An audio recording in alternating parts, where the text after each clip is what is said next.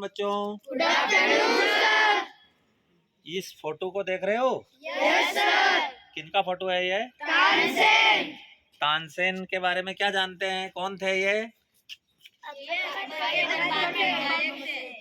अकबर के दरबार में एक संगीतज्ञ थे। इनका तुम्हारे क्लास में चैप्टर था इंग्लिश में। यस कौन सी क्लास में था? सिक्स क्लास में इंग्लिश में तानसेन का एक चैप्टर था ना। Yes sir. तानसेन बहुत बड़े गायक हुए हैं और अकबर के नवरत्नों में से एक थे। अकबर के दरबार में 9 रत्न थे, उसमें एक गायक के रूप में तानसेन थे।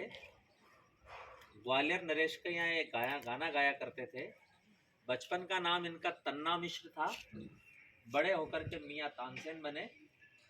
बहुत ही उद्दंड प्रवृत्ति के व्यक्ति थे ये। तो स्वामी हरिदास एक बार अपने शिष्यों के साथ जंगल की ओर गुजर रहे थे और तानसेन बहुमुखी प्रतिभा के धनी होने की वजह से एक पेड़ पर छिपकर शेर की आवाज निकालकर स्वामी हरिदास के सभी शिष्यों को डरा दिया। सारे शिष्य इधर उधर भग गए, लेकिन स्वामी हरिदास ने ये समझ लिया कि ये कोई असली शेर नहीं है भाई, बल्कि कोई प्रतिभाशाली व्यक्ति है, और उनको पेड़ से नीचे उतारा। स्वामी हरिदास तानसेन को उसके पिताजी के पास ले गए और उनसे आज्ञा पाकर वृंदावन में इनको संगीत शिक्षण हेतु साथ लेकर चले गए।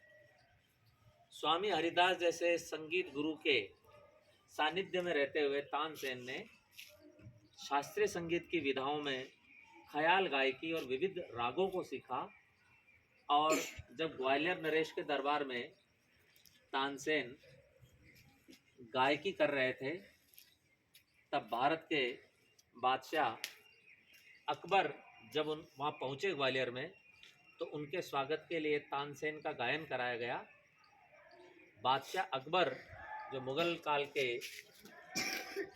बहुत ही प्रसिद्ध बादशाह हुए हैं, उन्होंने तानसेन को आगरा अपने दरबार में ले जाने के लिए ग्वालियर के राजा से इजाज़त मांगी और उन्हें नवरत्नों में से एक शामिल किया। तानसेन प्रतिदिन साय जो दरबार लगता था उसमें संगीत गायन किया करते थे। तानसेन जब राग दीपक गाते थे तो ऐसा कहा जाता है कि दीपक जल जाया करते थे। राग मेघ मल्हार गाते थे तो बरसात हो जाया करती थी। और तानसेन का जो महल था, उस महल के आसपास यदि कोई भी शास्त्रीय संगीत गाता हुआ पाया जाता था तो दरबार में उसका मुकाबला होता था। और तानसेन को उनके जीवन में एक व्यक्ति के अलावा किसी ने अभी तक शिकस्त नहीं दी थी।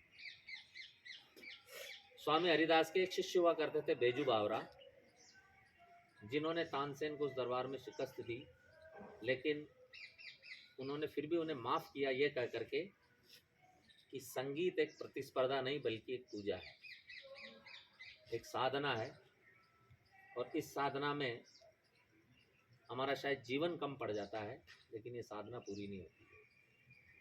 तो हमारे भारतवर्ष में ऐसी महान विभूति तानसेन जो स्वामी हरिदास के शिष्य रहते हुए इन्होंने संगीत में कई नवाचार किए, कई रागों की रचना की, और आज हम संगीत के क्षेत्र में जो भी नई चीज़ें नवाचार सीखते हैं उसमें काफ़ी हद तक तानसेन का बहुत बड़ा योगदान है।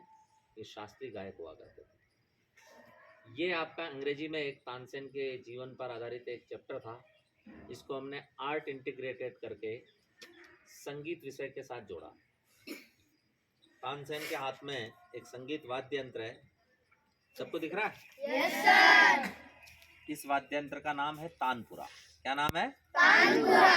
शास्त्रीय संगीत हमेशा तानपुरा में सा और प या सा और म 2 स्वरों को मिला करके गाया जाता है, और तानसेन इसी के साथ प्रतिदिन साधना करते थे। बताइए तानसेन के गुरुजी का क्या नाम था?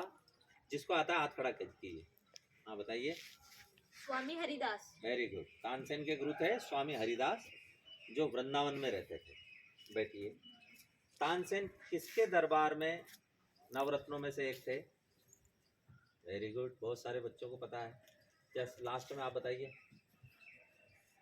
हाँ सम्राट बादशाह अकबर के दरबार में तानसेन गायक थे। बैठिए। तानसेन कौन सा राग गाते थे जिससे बरसात हो जाया करती थी? आपने बता दिया, आपने बता दिया, तुम बताओ। राग वेद। जोर से बोलो। राग वेद। राग मेघ। राग मेघ के गाने से बारिश हो जाया करती थी, यानी कि उनकी संगीत के स्वरों की साधना में इतनी शक्ति थी कि इंद्रदेव भी उनके संगीत को सुनकर प्रसन्न हो जाया करते थे और बरसात कर देते थे। बैठिए। तानसेन के बचपन का क्या नाम था? बस एक जने को पता? तानसेन के बचपन का नाम बताइए। चलो तुम बताओ। तानपुरा। तानपुरा तो उनका वाद्य यंत्र था। तानसेन के बचपन का नाम था तन्ना मिश्र। क्या नाम था? तन्ना मिश्र। और इनके पिता का नाम था मरकंद पांडे। क्या नाम था? मरकंद पांडे। तो इस तरह से कुछ 4-5 प्रश्न हमने तानसेन की जीवनी से संबंधित आपसे किए, उनको याद रखिए।